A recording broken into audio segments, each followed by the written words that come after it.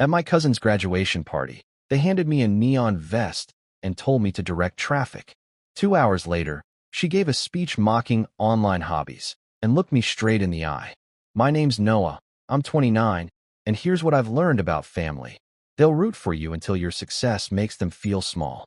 While my cousins were off chasing degrees in law, finance, or whatever else sounded prestigious on LinkedIn, I was holed up in my childhood bedroom designing sticker packs and custom hoodies.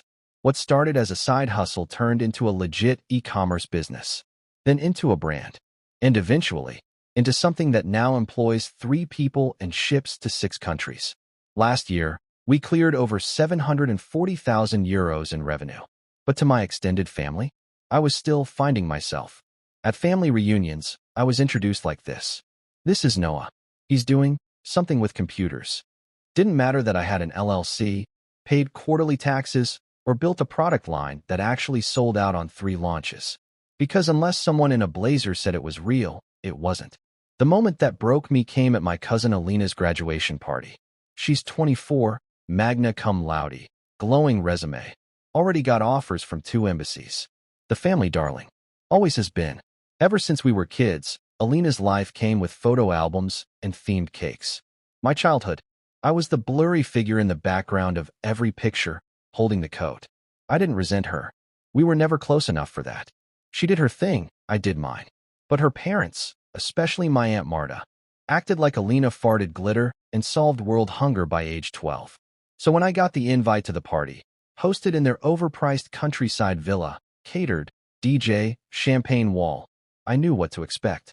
I just didn't know I'd be working it. I showed up half an hour early, hoping to avoid the full social circus. But before I could even close my car door, Aunt Marta waved me over like I was clocking in.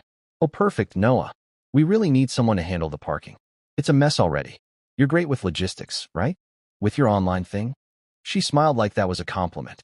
I blinked. I'm not. I came to celebrate, not. Just for an hour or so. Please. You'll be a lifesaver. She didn't wait for me to answer. Just handed me a fluorescent vest, a cheap walkie-talkie, and a half-hearted, thanks, you're the best. And like an idiot, I said yes. Why? Because some part of me still believed that helping would earn respect. That maybe, just maybe, they'd finally see me. Instead, I spent the next 90 minutes guiding BMWs and old Fiats into a muddy field. No one offered me water. No one came to relieve me. And when I finally sat down, sweaty and ignored, the actual celebration was already in full swing. There was a glittering banner. Congratulations, Alina. A brand new Peugeot 208 sat in the driveway, wrapped in a bow. The DJ was blasting good vibes only hits. Everyone was clinking glasses. I waved awkwardly at my mom. She barely noticed. Then I found my name, written on a crumpled place card, hidden behind a potted plant near the buffet table. I was invisible again, but it got worse. Midway through the party, someone handed Alina the mic. She tapped it with that smug kind of flair that only someone beloved their whole life can get away with. I just want to say thank you to everyone who believed in real hard work and traditional education, she said, lifting her champagne.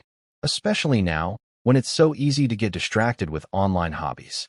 She looked directly at me, and everyone laughed. Uncle Armin nearly choked on his drink. My cousin Tomas smirked. Even my mom gave a tight little smile, like she'd been caught trying not to laugh, but failed. I stared at my untouched drink. My ears rang. My palms itched.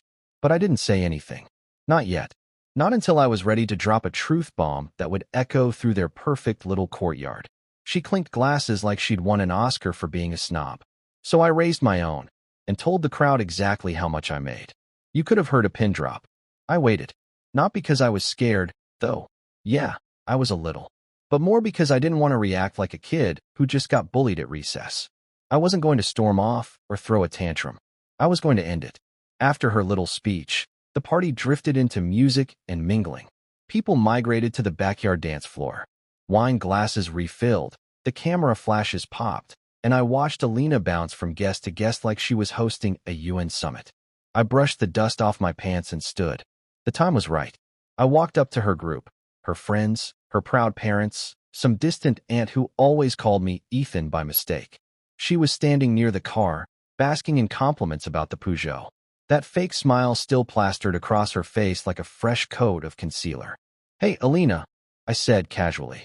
"Loud enough." She turned, confused for a split second. She clearly hadn't expected me to speak. "Yeah?" she asked, raising an eyebrow. I lifted my drink in a mock toast.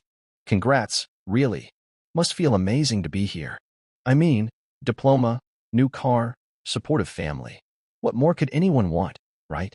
She gave me a guarded smile. "Thanks." "And your speech? Powerful stuff. Really made me think." Her friends giggled nervously. My uncle cleared his throat. I didn't flinch. I wasn't going to say anything. But since we're celebrating success, my online hobby just crossed 1.1 million euros in annual revenue. Silence. "But hey, nice car." Her smile faltered. Someone behind her dropped a fork. Maya looked like she'd been slapped with a cold fish. My cousin Tomas muttered, "Wait, what?" And my mom's face turned a pale shade of stunned embarrassment. I didn't wait for applause. I didn't explain. I just nodded, turned, and walked straight out the garden gate. And the best part? I didn't look back. Because I didn't need to. I could feel their eyes drilling into my back. I could feel the collective gasp of a family that had written me off finally realizing they'd been wrong. When I got into my car and started driving home, my phone was already buzzing. First, it was a text from my mom. That was uncalled for. "Noah, you embarrassed the whole family." Followed by another. "Please don't make this a bigger deal than it already is. We'll talk later." Then Aunt Marta chimed in. "Was that really necessary? Alina worked hard. You're not the only one with accomplishments, you know." No apology. "No, sorry for the insult. Just damage control." I didn't answer. I powered my phone off, tossed it onto the kitchen counter of my downtown apartment, and let the silence fill the space. That night, I slept deeper than I had in years. The fallout came quickly. Monday morning, I logged into my business email and saw something unexpected. 3 new interview requests.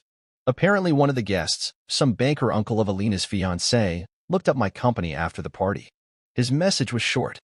"We had no idea what you were working on. Let's talk." A month ago, I might have passed it off to my assistant. But this time, I scheduled the calls myself.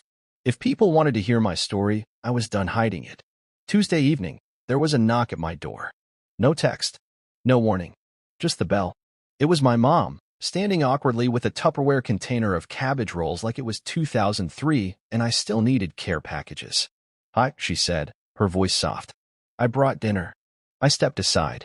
She entered like a stranger, like someone realizing for the first time her kid didn't live in a basement anymore. "You've done well for yourself," she said, scanning the room, the minimalist furniture, the clean lines, the large wall print of the Alps I'd climbed last year. "Yeah," I replied. "I have." She placed the container on the counter and sighed. "You embarrassed Alina. And the whole family. She's devastated." I folded my arms.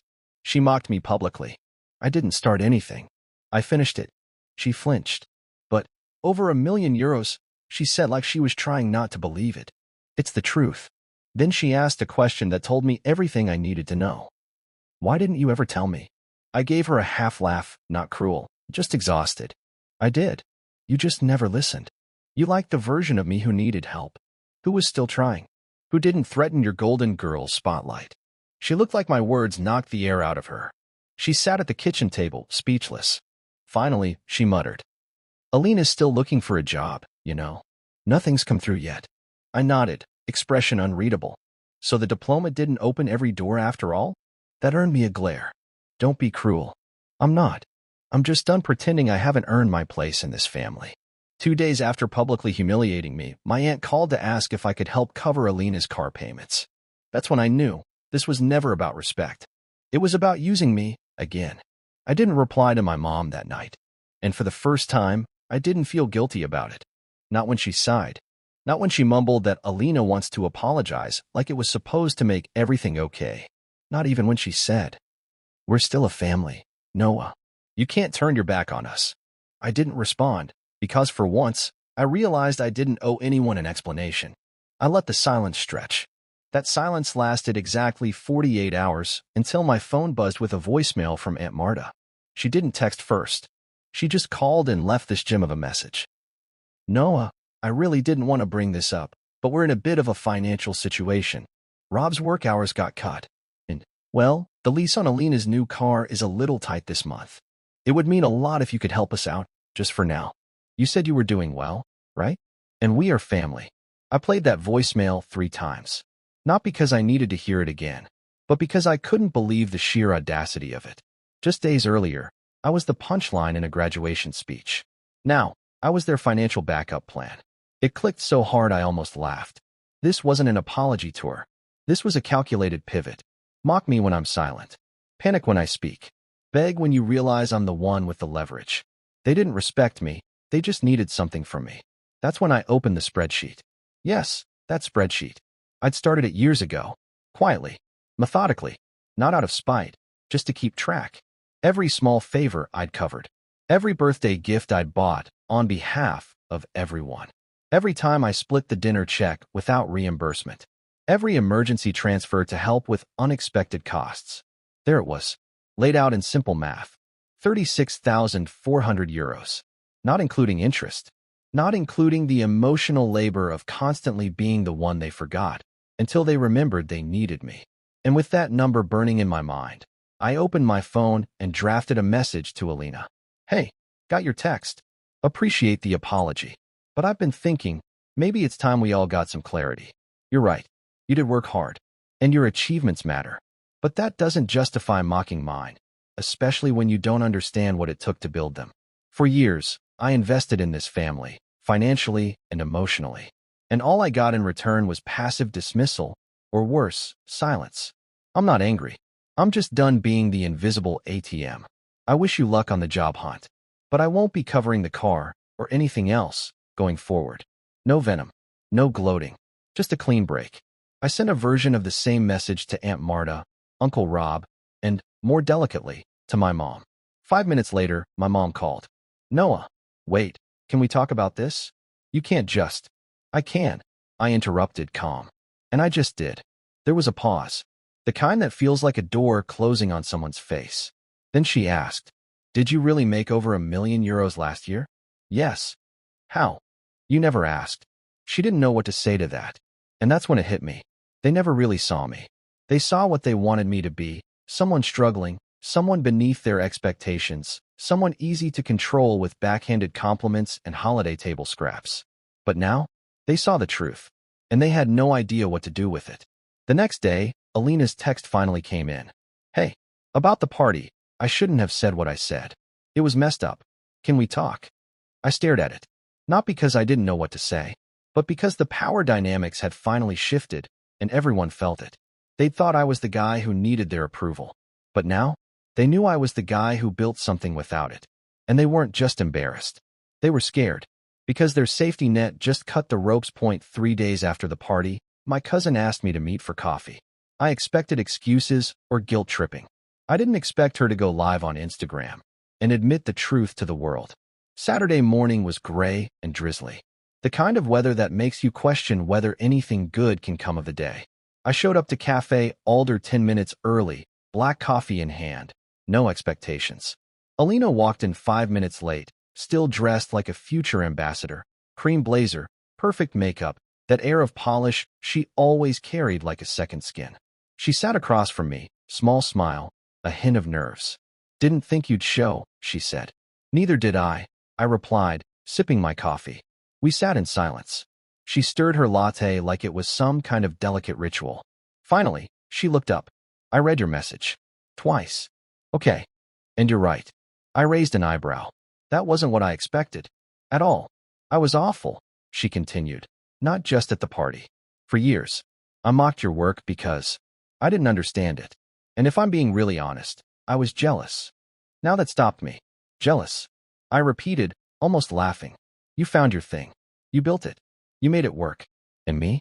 I've been out of school for 4 months. Not one offer. My parents gave me that car hoping it would look like I had it together. She swallowed hard. Didn't meet my eyes. That joke I made, it wasn't really about you. It was about me. Trying to feel better about where I'm not. I let her words sit between us. Heavy but honest. I appreciate you saying that, I said slowly. But it doesn't undo years of being talked down to. Of being treated like my life didn't count because it didn't come with a cap and gown. She nodded. I know. And I don't expect forgiveness. That's not why I asked you here. She reached into her purse, pulled out her phone. I need to own it. Not just with you. With everyone. Then, to my complete shock, she opened her Instagram, hit record, and turned the camera on herself. Hi everyone. This is kind of uncomfortable, but it needs to be said. Last week at my graduation party, I made a snide remark about online businesses. And it wasn't just rude, it was ignorant. My cousin Noah built a company from scratch. No handouts. No shortcuts. And I belittled that. Publicly. That's on me. If you follow me, or you've ever looked down on someone who works outside the normal path, maybe it's time to rethink what success really means. Noah, if you're watching this, thank you for calling me out. I needed it. She posted it right then and there. No filter. No polish. And for the first time in a long time, I didn't see the golden child. I saw a young woman trying to break free of the pedestal they'd chained her to. You're lucky I'm not petty, I said with a smirk. Don't push it, she replied, smiling. We ended up talking for over an hour. Not about business. Not about drama. Just life. Books. Travel.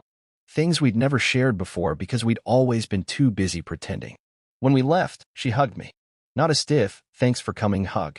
A real one. The kind that says, I see you now. A week later, my mom called.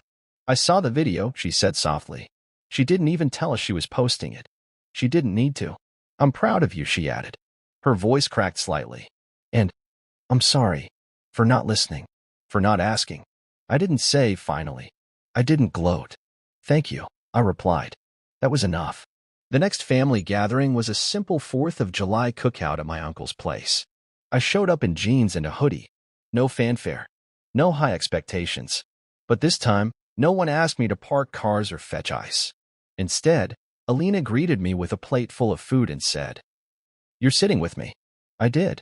There were no speeches, no banners, no awkward silences. Just laughter, conversation, and for the first time, balance. When someone asked what I did for a living, I opened my mouth to answer, but Alina beat me to it. He runs a multi-figure brand. It's actually kind of brilliant. You should see his office. There was a pause. I braced myself. But instead of smirks, I got nods. Real ones. Curious ones. And then questions. Respectful questions. I answered a few, smiled, and let the rest stay private. Because now they wanted to know. And for once, I didn't need them to. Alina returned the car a month later. She eventually accepted a job at a nonprofit, her choice, not her parents'. Something that mattered to her. Aunt Marta and Uncle Rob stopped calling me for handouts. My mom still doesn't really understand what I do. But now, she brags about me like I invented the internet. I still keep that spreadsheet. Not out of bitterness, but as a reminder. A reminder of how far I've come. And what I no longer owe. They say success is the best revenge. But I've learned something better. Clarity. Because in the end, silence, after all that noise, is the sweetest sound of all.